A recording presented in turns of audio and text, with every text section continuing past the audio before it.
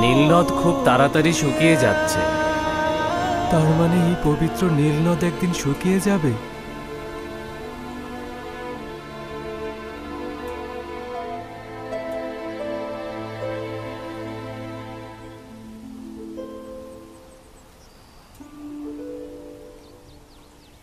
বানু, বানু, বানু,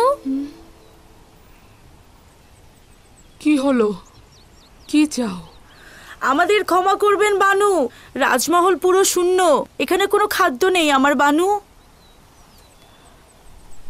শুনলাম অভাবীদের বিনামূল্যে গম প্রদান করা হচ্ছে। আমরা কি অভাবী নই?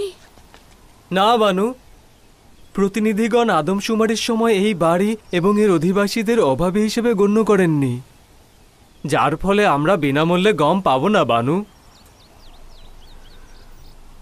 উপায় কি? গম মজুদের গুদামের কাছে যাও, দেখো কিছু গম পাও কিনা সেখানে।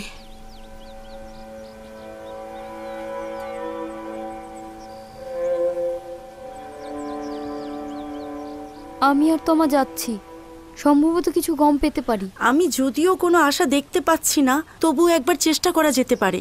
আচ্ছা, হুইয়ার তোমাদের সঙ্গে যাক, আমি আর মালি রাজমহলে থাকি। হ্যাঁ, রাজমহল একা রেখে যাওয়া ঠিক হবে না, কয়েকটা বস্তা নিয়ে যাওয়া দরকার। চলো গম বন্টনের গুদামের কাছে যাই। হ্যাঁ, চলো।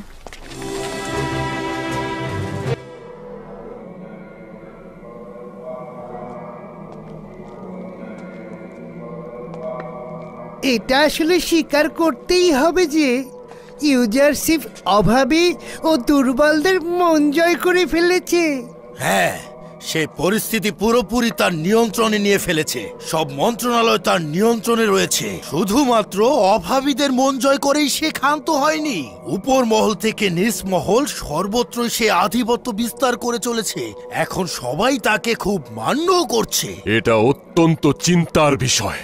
সে কোনরূপ ছোটখাটো পদক্ষেপ ছাড়াই এবং আমাদের সাথে কোনরূপ বিবাদে লিপ্ত না হয়েও আমাদের একেবারে কাবু করে ফেলেছে এবং অখুনাতুন আমাদেরকে একেবারে রাজমহল থেকে বিতাড়িত করেছে এবং আমাদের ইবাদতখানায় আমাদেরকেই বন্দী করেছে।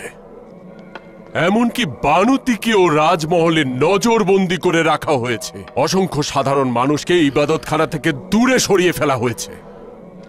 আমার মনে হচ্ছে এর থেকেও ভয়ঙ্কর পরিস্থিতির মোকাবেলা করতে হবে, যা হয়তো আমরা কল্পনাও করতে পারছি না। ইউজারশিপ মিশরের মানুষকে বহু খোদা থেকে বিতাড়িত করে এক খোদার ইবাদতকারী বানিয়ে ফেলতে পারে। এটা ইবাদতখানা, খাদেম ও আমুন খোদার জন্য বড় ধরনের লজ্জা। আর এই লজ্জা তো আরো বৃদ্ধি পাবে যখন দেখবে আমাদের গুদামে গম নেই। 1 বছর যেতে না যেতেই আমাদের গুদামের সমস্ত গম শেষ। এর পরের বছরগুলোতে আমরা করবটা কি বলতে পারেন? আমুনের ইবাদতখানার খাদেমগণ অসংখ্য নাচ নিয়ামতের মধ্যে বড় হয়েছে। তারা কখনোই ক্ষুধার জ্বালা সহ্য করতে পারবে না, তাই আমি গম কিনতে বাধ্য হচ্ছি।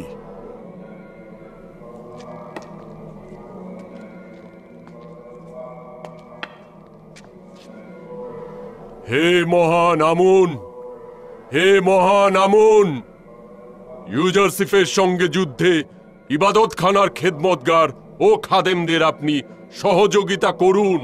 আপনি আমাদের সাহায্য করুন।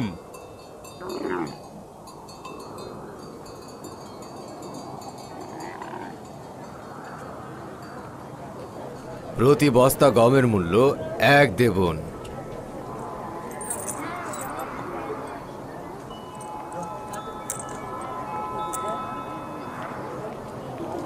$30 দেবন। যাও ওদিকে, মেন ফেলমুন 30 বস্তা। যাও, পরের জন এসো। প্রতি বস্তা গমের জন্য 3 দেবন। হ্যাঁ, 3 দেবন? 3 দেবন? 3 দেবন? সাধারণ মানুষদের থেকে নিচ্ছ 1 দেবন, আর কেউ কেউ আবার বিনামূল্যেও নিয়ে যাচ্ছে। আর ইবাদতখানার জন্য কিনা 3 দেবন? কিছুই তো বুঝলাম না। দুর্ভিক্ষ আর ক্ষুধার যুদ্ধের খরচ কোথা থেকে জুটবে? অভাবীদের কুড়েঘর থেকে নাকি ধনীদের প্রাসাদ থেকে? তুই আমাদের ইবাদতখানাকে এতটা ধনী মনে করছিস? শুধু আপনাদের কাছ থেকে বেশি নিচ্ছি এমন তো না, আমরা ধনীদের কাছ থেকে একটু বেশি নিচ্ছি। আমন যদি ধনীয় হয় তাতে তোমাদের কি? তোমাদের উচিত হলো ইবাদতখানার অধিবাসীদের কম মূল্যে গম দেয়া, উচ্চ মূল্যে নয়। আমনের দয়াতেই তো তোমরা এত কিছু পেয়েছো। আমাদের যা কিছু রয়েছে তা ইউজারশিপ এবং তার খোদার বরকতে রয়েছে, আমুনের বরকতে নয়। আমুন তো তার নিজের খাদেমদেরই ঠিকমতো পেট ভরাতে পারে না। তার মানে ইবাদতখানার 3000 লোকের জন্য 9000 দেবন দিতে হবে। বাহ জনাব কিমুনি, আপনি তো একদম ঠিকঠাক হিসাবটা করেছেন। ইবাদতখানা এত অর্থ দিতে পারবে না। ইউজারশিপের জেদের কাছে আত্মসমর্পণ করব না। চলো যাই, চলো চলো।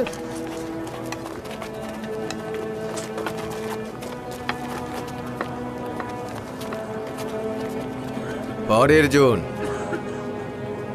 কি হলো, সামনে আসছো না কেন?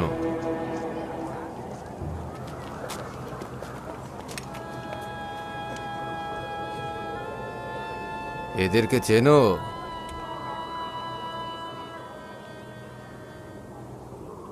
না, চিনি না।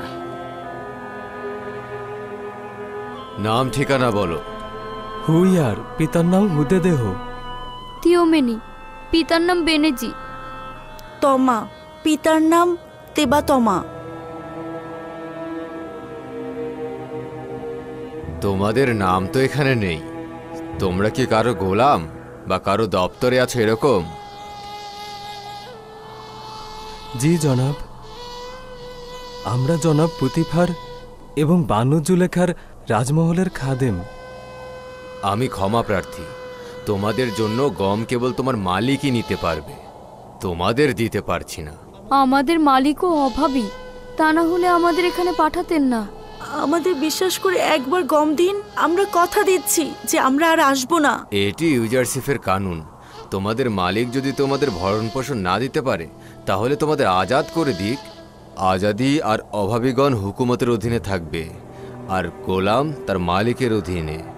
হয় মালিক নিজে গম গ্রহণ করবে, নয়তো আগে তোমাদের আজাদ করে দেবে, তখন গম নিতে পারবে তোমরা। যদি আজাদ হই তাহলে আমাদেরকে গম দেবেন?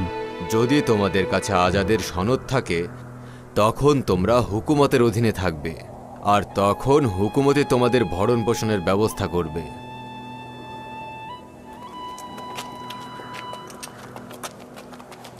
একটু দাঁড়াও, এদিকে এসো।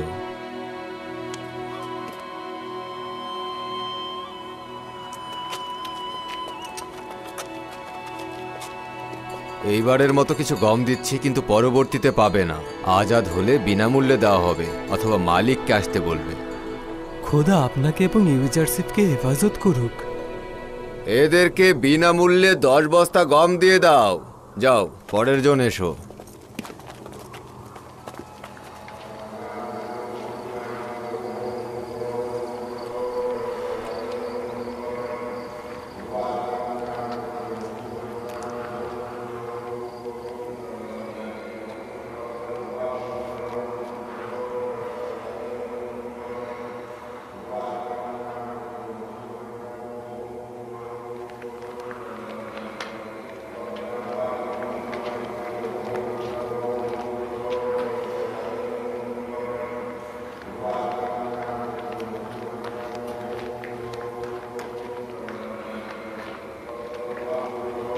মানুষের আর আগের মতো আমুনের প্রতি জোরালো ঈমান নেই।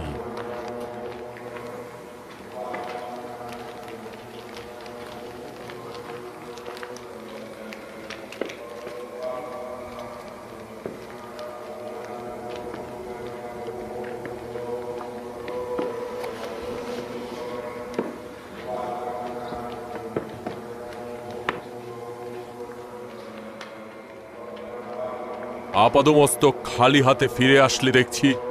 ইউজারশিপ আদেশ করেছেন যে ইবাদতখানার খাদেমদের নিকট 3 গুণ বেশি মূল্যে গম বিক্রি করতে। জনগণের সামনে তারা আমাদের উপহাস করলো, আমাদেরকে নিয়ে হাসছিল। কি দিন এলো, সোনার চেয়ে এখন গমের দাম বেশি, ভাবা যায়? অস্ত্র এখন ইউজারসিফের হাতে। আমি যদি তার জায়গায় থাকতাম, এক মুহূর্তের জন্য আমার দুশ্মনকে শান্তিতে থাকতে দিতাম না। যত দ্রুত সম্ভব শত্রুকে একেবারে কতল করে ফেলতাম। এখন আমরা কি করব? ইবাদতখানায় তো হাজার হাজার রুটি দরকার। এটা বড় ধরনের যুদ্ধ, আর যুদ্ধে সব ধরনের কলাকৌশলী প্রয়োগ করা উচিত। এখন তো ইউজারসিফের শাসনকাল চলছে, তার সাথে তাল মিলিয়ে চলা উচিত। আমরা পরাজয় মেনে নেব না। ইউজারশিপ চাচ্ছে আমরা যাতে পরাজিত হই। যদি মুখের অস্ত্রে কোনো কাজ না হয়, তাহলে শামশির দ্বারা কথা বলা হবে। তোমাদের অখুনাতুনের রাজদরবারে যাওয়া উচিত। তার সাথে দুর্ভিক্ষ নিয়ে আলাপ করবে। তাকে তোমরা অনুরোধ করবে যাতে করে ইবাদতখানায় গম বিনামূল্যে প্রদান করা হয় অথবা মূল্য কমিয়ে দেয়া হয়। আর অখুনাতুনকে বলবে তার সঙ্গে আমি মোলাকাত করতে চাই।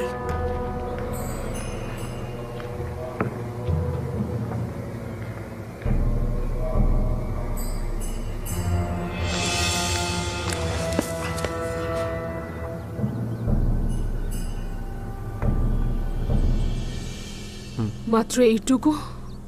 বলল গোলাম থাকা অবস্থায় গোলামদের গম দেয়া হবে না। এইটুকু দয়া করে হাদিয়া দিয়েছে। আজাদ হলে কি দেবে? ওই অবস্থায় মিশরের হুকুমত তাদের ভরণ পোষণ করাকে ওয়াজিব বলে মনে করবে। কেননা তখন তাদের অভাবী বলে গণ্য করা হবে।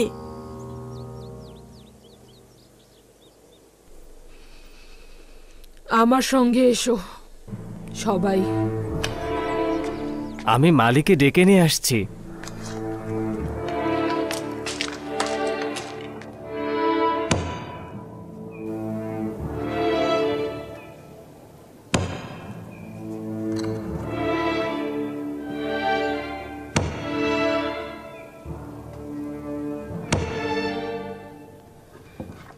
এটা পুতিফারের সিলমোহর, কেউ অস্বীকার করতে পারবে না।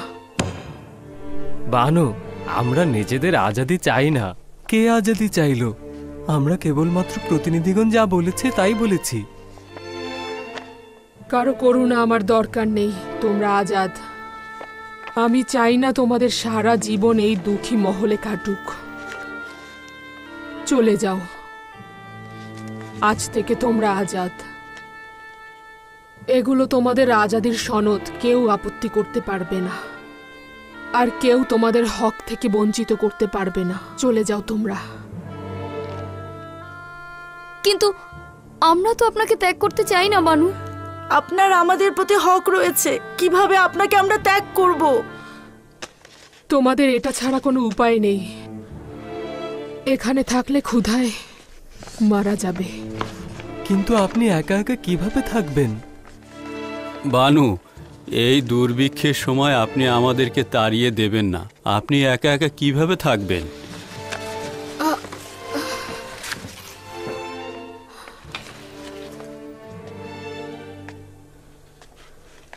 এখনো রাজমহলে অনেক মূল্যবান জিনিস রয়েছে, সেগুলো বিক্রি করে গম কিনতে পারবো আমি। আমার গম মজুত নেই, তাতেও কোনো সমস্যা হবে না। আমাকে নিয়ে ভাবতে হবে না তোমাদের। চলে যাও।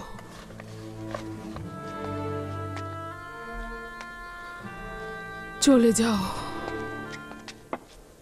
আশা করছি নতুন জিন্দেগি শুরু করবে। খোদাগণের কসম, আমাদেরকে বের করে দেবেন না। চলে যাও। জুলেখার রাজমহলের এই দুঃখ কষ্ট থেকে নাজাত পাবে। বানু, আমরা আপনার বান্দা, কিভাবে আমরা নিজেদের মালিককে একা ফেলে চলে যাব? মাঝে মাঝে আমাকে স্মরণ করবে। বানু, আমরা ছোটবেলা থেকে আপনার কাছেই বড় হয়েছি। আমরা এখন কি করে আপনাকে ছেড়ে যাব? আমার দিল তোমাদের জন্য ছটফট করবে। চলে যাও। বানু, আমরা আপনার সঙ্গে এখানে অভ্যস্ত হয়ে গেছি। কোথায় যাব? শুনতে পাওনি আমি কি বলেছি? চলে যাও। বানু, আপনি একবার ভেবে দেখুন, খাদেমদের এভাবে তাড়িয়ে দেবেন না। বের হয়ে যাও বলছি। বানু, তাড়িয়ে দেবেন না। চলে যাও সবাই। বানু।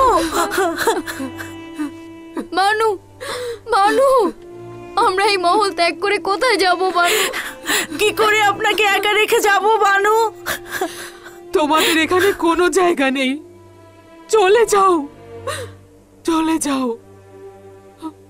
আমি একাকিত্বকে সঙ্গী করে নেব। কিন্তু কোনো লাভ নেই, কোনো লাভ নেই। সে আমাদের গ্রহণ করবে না, গ্রহণ করবে না।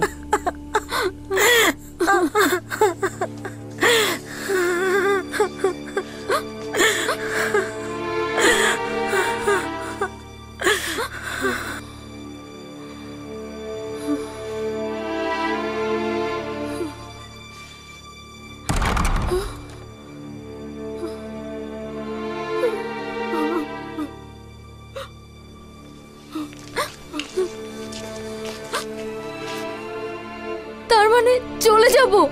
দেখলেই তো, সে আর আমাদেরকে চায় না, চায় না।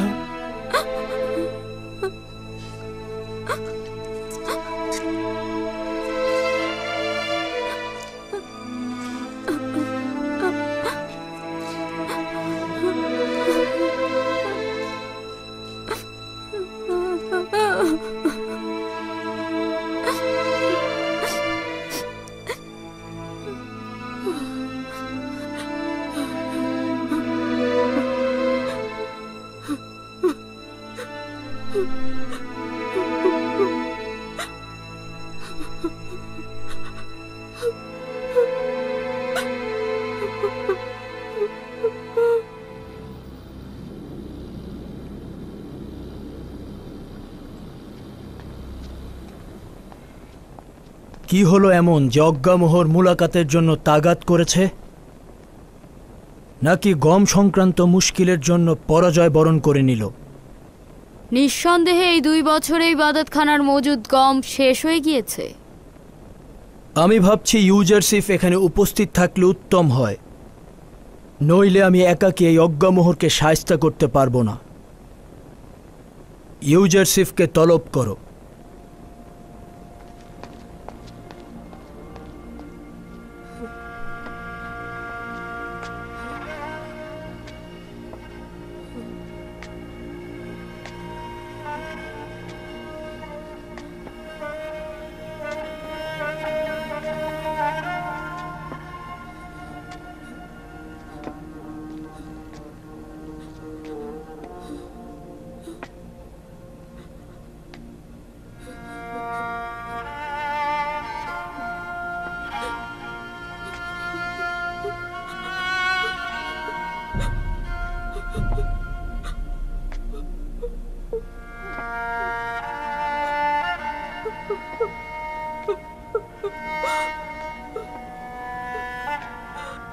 ইউজারসিফ! ইউসুফ! ইউসুফ! কোথায় পানা চাইবো আমি? কোথায় যাব? এই দৃষ্টিহীন চোখ নিয়ে কোথায় যাব আমি? কোথায় যাব? ইউসুফ! কতটা অবিশ্বস্ত তুই, কতটা পাষাণ হৃদয়ের। আমি তোর খোদার কাছে তোর নামে বিচার চাইব। দেখ কতটা কষ্ট বয়ে এনেছিস।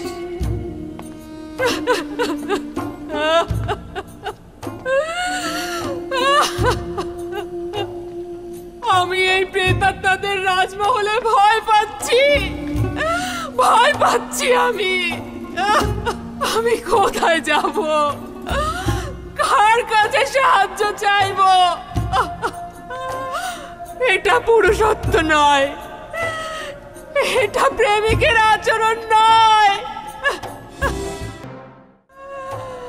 একাকিত্ব আর নির্জনতা কতদিন পর্যন্ত সহ্য করব? তোর পক্ষ থেকে অবিশ্বস্ততা কতদিন অবিচল রইবে? আর কত কাঁদতে হবে আমাকে? তোর বিচ্ছেদ আর কত সহ্য করব? আর কত প্রতীক্ষা করব? আমার চোখ তো আর দেখছে না। কিন্তু তুমি অপরাধী না, অপরাধী না, তোর কোনো অপরাধ নেই।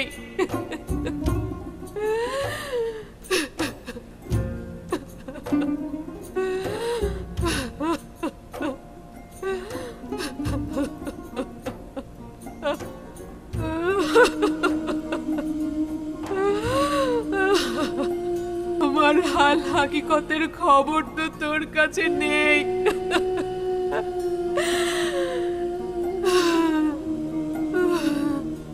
যদি জেনেও খবর না নিতি তাহলে অপরাধী হতি,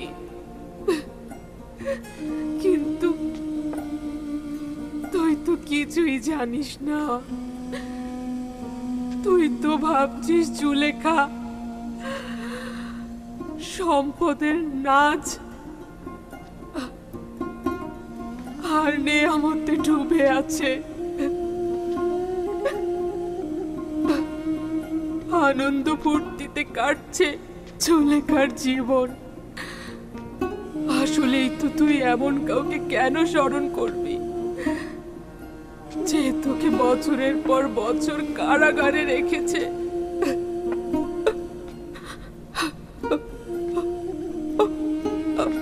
আমার জন্য এটাই তো যথেষ্ট ছিল। তুই আমাকে শাস্তি দিসনি, আমি তোর প্রতি কৃতজ্ঞ।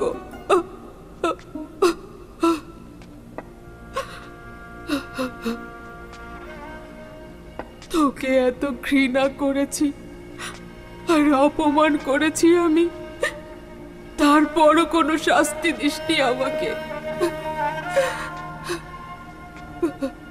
কিন্তু এর থেকে বড় শাস্তি আর কি হতে পারে? আমার শুধু এটাই চাওয়া যে সকল বিপদ হতে, সকল দুশ্মনের হাত থেকে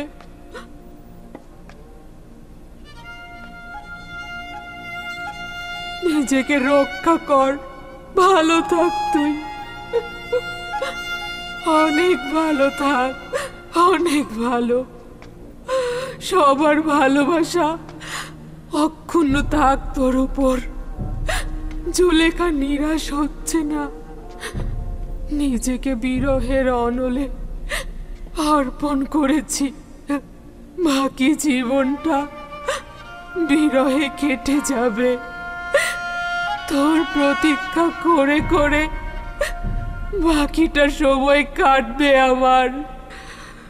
প্রতীক্ষার প্রহর কেটে যাবে,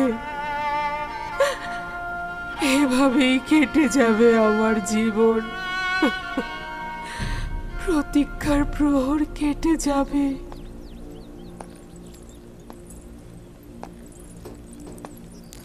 ইউসুফ, ইউসুফ, হ্যাঁ, এখানে কেন ঘুমাচ্ছেন? হঠাৎ ঘুম এসে গেল। আবারও খোয়াবে সে অসহায় বৃদ্ধ মহিলাটিকে দেখলাম। এইবারও কি তাকে চিনতে পারেননি? না, তা নয়, অনুমান করছি তাকে আমি চিনি, কিন্তু কোথায় দেখেছি তা কেন যেন আমি মনে করতে পারছি না। হয়তো তাকে চিনতাম, কিন্তু বৃদ্ধ হয়ে গেছে। সকল অভাবী ও বৃদ্ধা মহিলার খোঁজ লাগিয়ে দিন। সম্ভবত তাদের মধ্য থেকেই আপনার খোয়াবে দেখা সেই বৃদ্ধা মহিলাকে আপনি পেয়ে যেতে পারেন। তবে এটাও ঠিক, যদি কল্যাণকর হতো তাহলে তাকে আমি অবশ্যই চিনতাম, চেহারাও দেখতে পেতাম। এইরূপ অপরিচিত থাকা হেকমত ছাড়া কিছু নয়।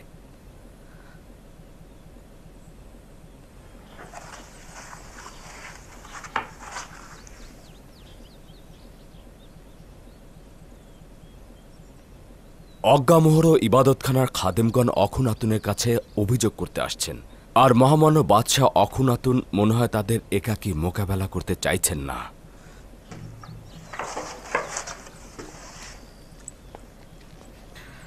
আপনার উপস্থিতি একান্ত জরুরি। ঠিক বলেছ, মনে হচ্ছে ইবাদতখানার খাদেমদের সঙ্গে নতুন করে যুদ্ধ শুরু হতে যাচ্ছে। আশার কথা এই যে ইবাদতখানার গম মজুদ শেষ হয়ে গেছে।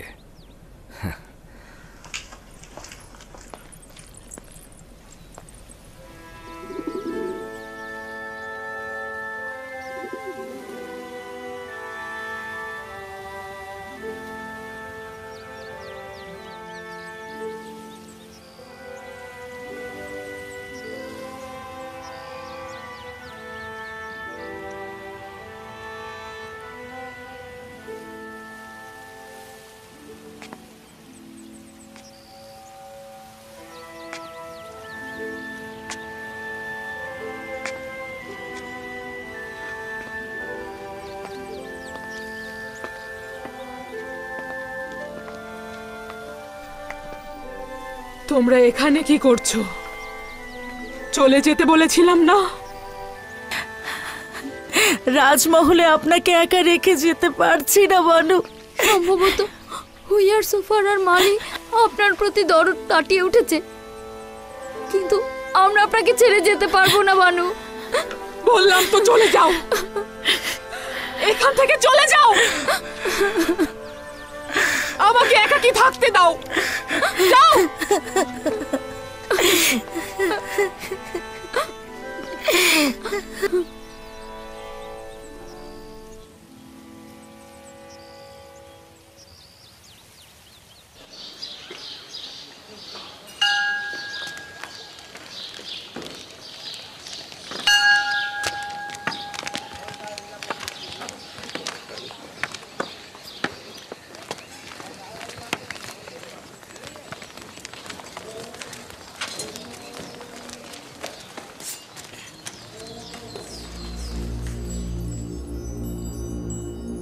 দরুদ মিশরের সর্বময় ক্ষমতার অধিকারী, মিশরের মহান বাদশাহ। এমন কি ঘটল যে আমাকে স্মরণ করলেন? যদি বাধ্য না হতাম তাহলে আপনার মূল্যবান সময় নষ্ট করতাম না। কারা আপনাকে বাধ্য করলো শুনতে পারি? আমি ইউজারসিফের বিরুদ্ধে অভিযোগ করতে এসেছি। আমুনের ইবাদতখানায় গম প্রদানের বিনিময়ে মূল্য গ্রহণের কোনো এখতিয়ার বা হক তার কি আছে আলী জনাব? কেন হক থাকবে না? বছরের পর বছর মানুষের কষ্টার্জিত ফসল হচ্ছে গম, কেন সেগুলো আমুনের ইবাদতখানায় বিনামূল্যে দেয়া হবে? গম জনগণের কষ্টের ফসল, এতে কোনো সন্দেহ নেই, কিন্তু আমুনও জনগণের সঙ্গে সম্পৃক্ত এবং খাদেমগণ জনগণের ঈমানের হেফাজতকারী। যদি আমন খোদার বরকত আপনাদের উপর না থাকতো তাহলে কি আপনারা এত এত গম মজুত করতে পারতেন?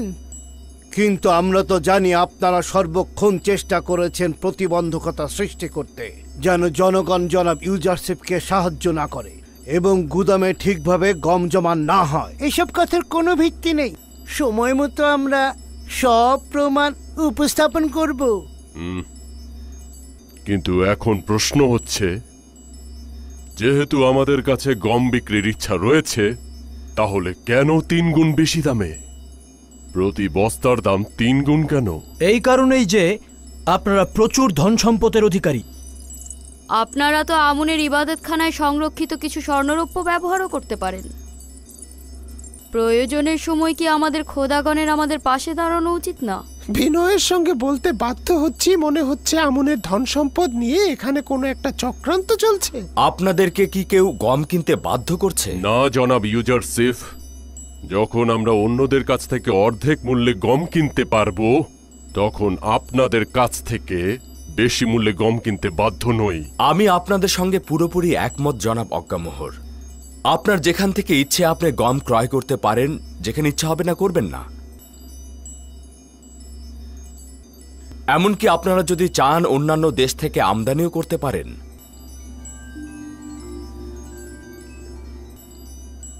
আশা করছি আমাদের এই পদক্ষেপকে হুকুমতের বিরুদ্ধে গোলযোগ সৃষ্টি হিসেবে গ্রহণ করবেন না।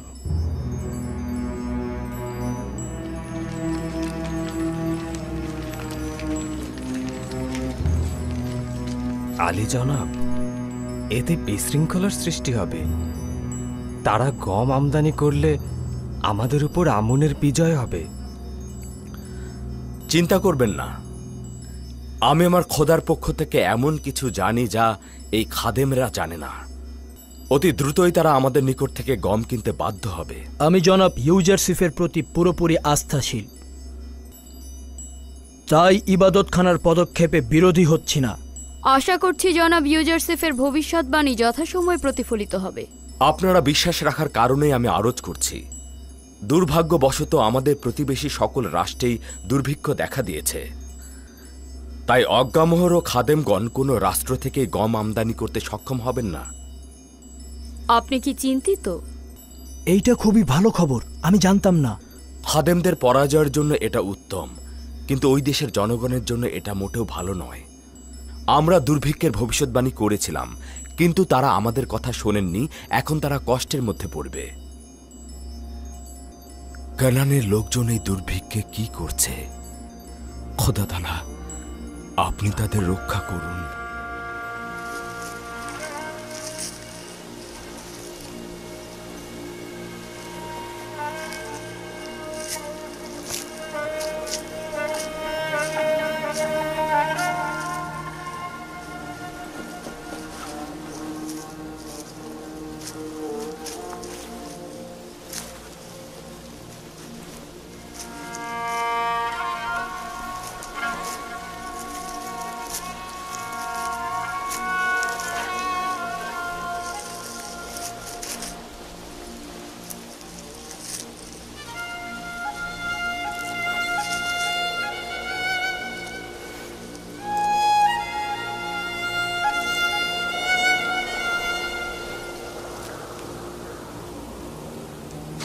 ইয়াহুদা, দেখো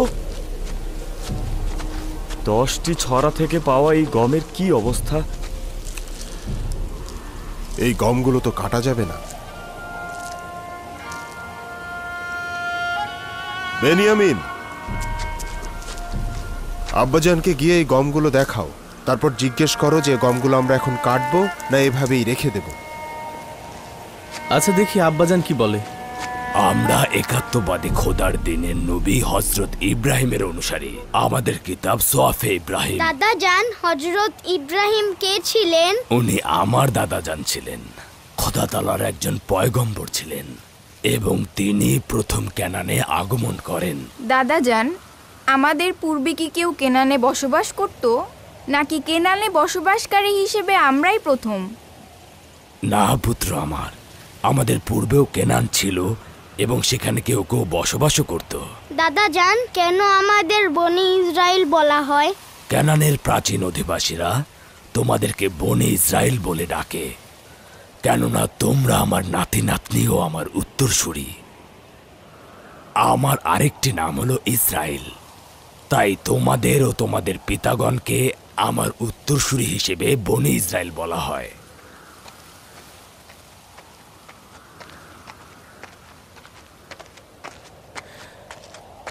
দরুদ খোদার নবী। কি হয়েছে পুত্র আমার? আব্বাজান, এই বছরের গমগুলো এই ধরনের, এগুলো কাটবো না রেখে দেব?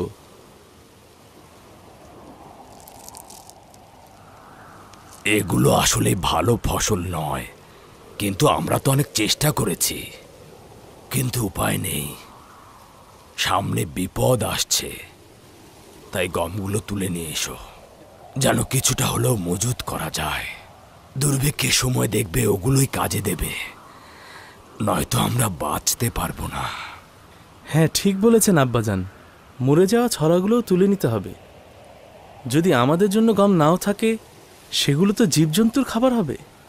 হ্যাঁ, ঠিক বলেছ, তুলে ফেলো, এগুলোই এখন অনেক মূল্যবান।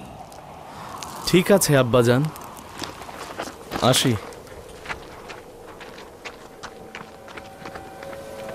30 বছর হয়ে গেল কল্যাণ ও বরকত আমার ছেলেদের নিকট থেকে দূরে সরে গেছে। যখন থেকে তাদের এক ভাই হারিয়ে গেল, তখন থেকেই তাদের জন্য সবকিছু কঠিন হয়ে গেল।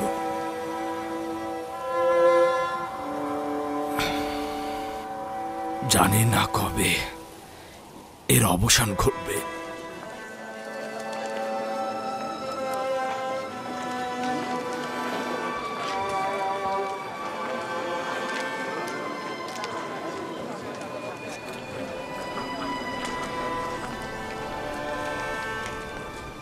ইউজারশিপ ছাড়া মিশরের কারোর কাছে কোনো গম অবশিষ্ট নেই। মিশরের সমস্ত গম তারা গুদামে মজুত করে ফেলেছে। এটা আমি জানি, কিন্তু আমাদের উদ্দেশ্য হলো মিশরের প্রতিবেশী রাষ্ট্র থেকে গম আমদানি করা। আমি যতদূর জানি আমাদের প্রতিবেশী রাষ্ট্রগুলোতেও দুর্ভিক্ষ দেখা দিয়েছে। অন্য কোনো রাজ্যে খবর নিয়ে দেখুন, হয়তো সেখান থেকে আপনারা গম আমদানি করতে পারবেন।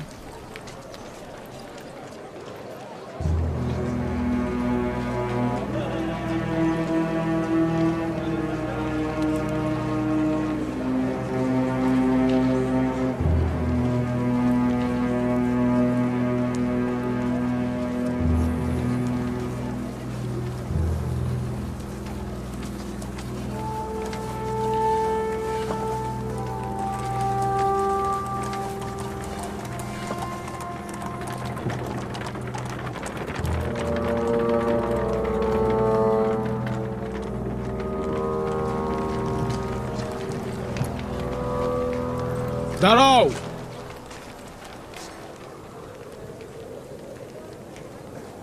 তোমাদের এই শহরে প্রবেশ করার কারণ কি? আমাদের জন্মভূমিতে দুর্ভিক্ষ দেখা দিয়েছে শুনেছি। মিশর পর্যাপ্ত গম সংরক্ষণ করেছে, তাই এসেছে সাহায্যের জন্য। তোমরা সম্ভবত খাবেরিয়া এলাকার অধিবাসী। হ্যাঁ, ঠিকই অনুমান করেছেন। এখানে দাঁড়াও, তোমাদের ব্যাপারে আমি সওয়াল করে আসছি। আমি ফিরে আসা না পর্যন্ত যেন এরা এখানেই থাকে।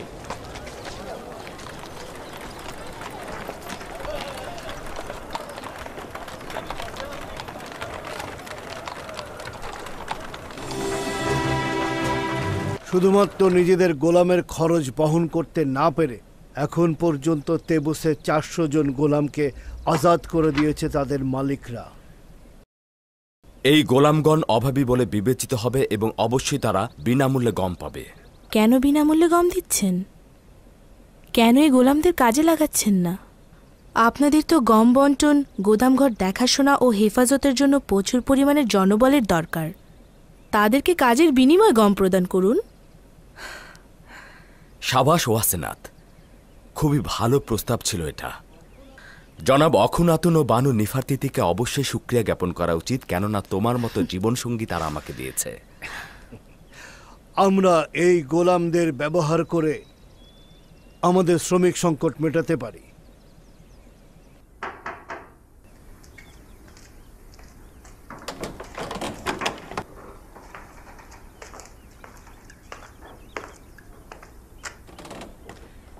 দরুদ হাকিম জনাব ইউজারশিপ। তোমার উপরও খোদার দরুদ। আলী জনাব, আমি শহরের পূর্বের সদর দরজা থেকে এসেছি। সেখানে আমাদের প্রতিবেশী দেশ থেকে একদল লোক এসেছে। তারা খাবেরিয়া এলাকার লোক, গম কিনতে এসেছে। আগে জানতে হবে ওইসব এলাকায় সত্যি দুর্ভিক্ষ হয়েছে কিনা। কেবলমাত্র দুর্ভিক্ষ হলেই আমরা সাহায্য করব। যে সকল দেশে দুর্ভিক্ষ হয়েছে খুব শীঘ্রই সেই নামগুলো দাখিল করা হবে। মুনাফাখোরদের হাত থেকে রক্ষা করার জন্য 1 মাসের অতিরিক্ত গম অর্থাৎ 10 বস্তার বেশি কাউকে দেবেন না। আর মূল্যটাও নির্ধারণ করবেন দুর্ভিক্ষের পূর্বের অবস্থার। তাদের নাম ঠিকানাও সঠিকভাবে লিপিবদ্ধ করবেন, যাতে এর মধ্যে তারা আর গম উত্তোলন করতে না পারে।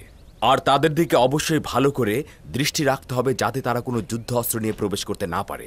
এটি দুর্ভিক্ষ কবলিত দেশগুলোর তালিকা এবং বিশেষ নির্দেশনাবলী। এবার আপনি কিছু বলুন বানুতি।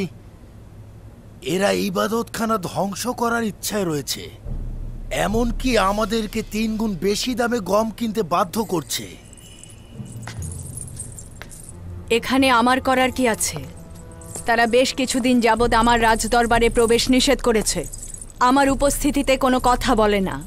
আমাকে ইবাদতখানার সাথে সংশ্লিষ্ট মনে করা হচ্ছে। যদি কিছু মাসের জন্য ইবাদতখানায় গম সরবরাহ করা হতো, আমরা আগামী বছর গম উৎপাদন করে এই সমস্যার সমাধান করে ফেলতাম। নিশ্চিত থাকো, পরবর্তী 5 বছর বৃষ্টি হচ্ছে না, গম উৎপাদন হচ্ছে না। জানি না কেন ইউজারশিপের ভবিষ্যৎবাণী হুবহু মিলে যাচ্ছে। আমরা সব সময় আপনার দিকে তাকিয়েছিলাম বানু। অখনাতুন তো ইউজারশিপে নিয়ে আমেন হতেব, শুনেছ? আমেন হতেব আমার সন্তান। আমি ওকে সব সময় এই নামেই ডাকবো, কখনো ওই ঠাট্টা বিদ্রুপের নামে আমি ওকে ডাকবো না। আচ্ছা ঠিক আছে বানু, আমেন হতেব। বানু, আপনি আমেন হতেবের রাজমহলে সব সময়ের জন্য আমাদের পক্ষের শক্তি ছিলেন। এখন দেখছি বানু আপনি আমাদের ভুলে গিয়েছেন, এটা কি ঠিক? আপনি আর একবার যদি জনাব অক্ষণ দুঃখিত, আমার ভুল হয়ে গেছে, জনাব আমেন হতেবের কাছে যেতেন তাহলে ইবাদতখানার প্রয়োজনীয় গম সরবরাহ করা হতো। আচ্ছা ঠিক আছে, আমি নিজে চেষ্টা করে দেখব।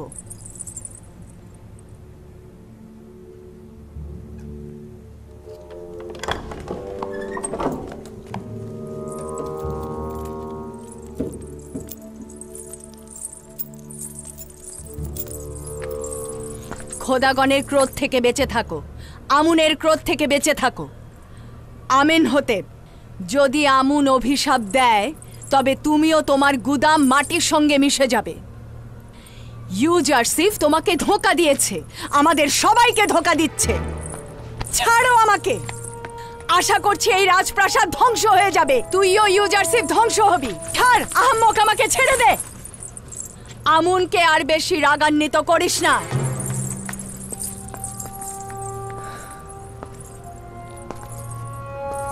বানুতি খুবই রাগান্বিত, হয়তো ইবাদতখানার পক্ষ থেকে কোনো অপ্রীতিকর কথা শুনেছেন। আমারও তাই মনে হয়, ইবাদতখানার খাদেমরা তাকে উত্তেজিত করে তুলেছে। মহামান্য বাদশাহ, আমি বলেছিলাম না তারা গম কিনতে সফল হবেন না? যখনই আমার ঈমান তোমার প্রতি দুর্বল হয়ে যায় তখনই তোমার একাত্মবাদী খোদার কুদরত দেখে বিশ্বাস ফিরে আসে। আমি নিশ্চিত যে তোমার সঙ্গে একাত্মবাদী খোদার বিশেষ যোগাযোগ রয়েছে। আমরা এখন পর্যন্ত একাত্মবাদী খোদার মোকাবেলায় আমুনের পরাজয়ের সাক্ষী রয়েছি। নিঃসন্দেহে গম ক্রয়ের ব্যর্থতা ও নতি স্বীকারের মাধ্যমে অজ্ঞামোহর ও খাদেমদের চূড়ান্ত পরাজয় ঘটবে। আমার ইচ্ছা হলো শিরক ও কুফরের শিকড় পুরোপুরি উপড়ে ফেলে মিশরে একাত্মবাদী খোদার ইবাদত প্রতিষ্ঠিত করা। আমি আপনাকে নিশ্চয়তা দিচ্ছি, ওই দিন আর খুব বেশি দূরে নয়। শুধুমাত্র কিছুটা সবুর করুন, যাতে আমুনের ইবাদতখানার ধন সম্পদ কমে যায় আর সাধারণ জনগণের বহু খোদায় বিশ্বাস ভেঙে যায়। তার মানে সত্যি সত্যি সেই দিন আসবে, যেদিন হাজার হাজার বছর ধরে মিশরের এই অত্যাচারী জুলুমবাজ আমুন খোদার সমাপ্তি ঘটবে।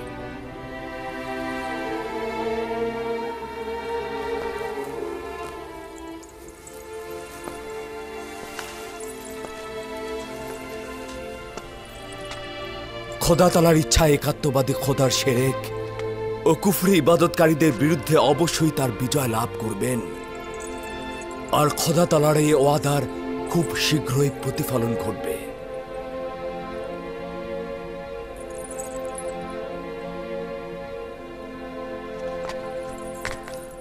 আমার চিন্তা কিন্তু শুধুমাত্র বানুতের জন্য। তিনি খাদেমদেরকে আমার হুকুমত ও পদক্ষেপ সম্পর্কে অগ্রিম সচেতন করতে পারেন। যদি বানুতি এতটাই বিপজ্জনক হয়ে ওঠেন তবে তাকে জেলখানায় নিক্ষেপ করা হবে। মনে হয় না সেটা করা ঠিক হবে। তাকে রাজমহলের মধ্যে নজরদারিতে রাখতে হবে, যাতে সে বাহিরের কারোর সাথে কোনো যোগাযোগ রক্ষা করতে না পারে। আচ্ছা ঠিক আছে, হরেনহবকে আমার নিকট পাঠিয়ে দাও। আমার মাতা বানুতি আজ থেকে নজরবন্দি, খাদেমদের সাথে তার যোগাযোগ যেন না হয়। তার সাথে যে দেখা করতে চাইবে আমার নিকট নিয়ে আসবে। তার রাজমহলের বাইরে যাবার ব্যাপারে কোনো অনুমতি নেই।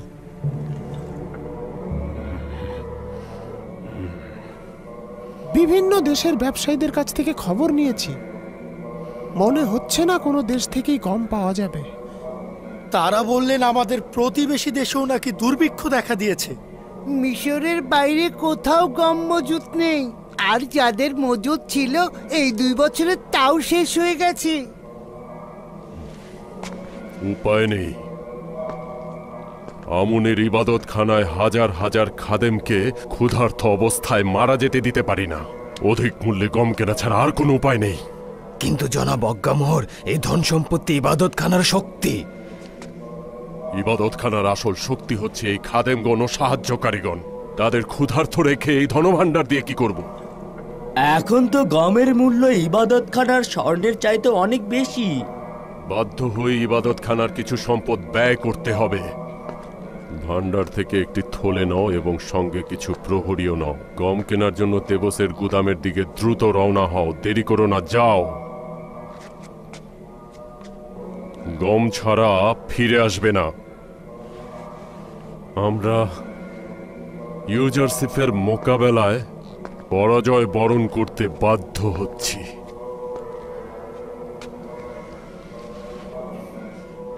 কিন্তু সময় মতো ইউজারশিপ ও অখনাতুনকে এই হাতের মুঠোয় নিয়ে আসবো।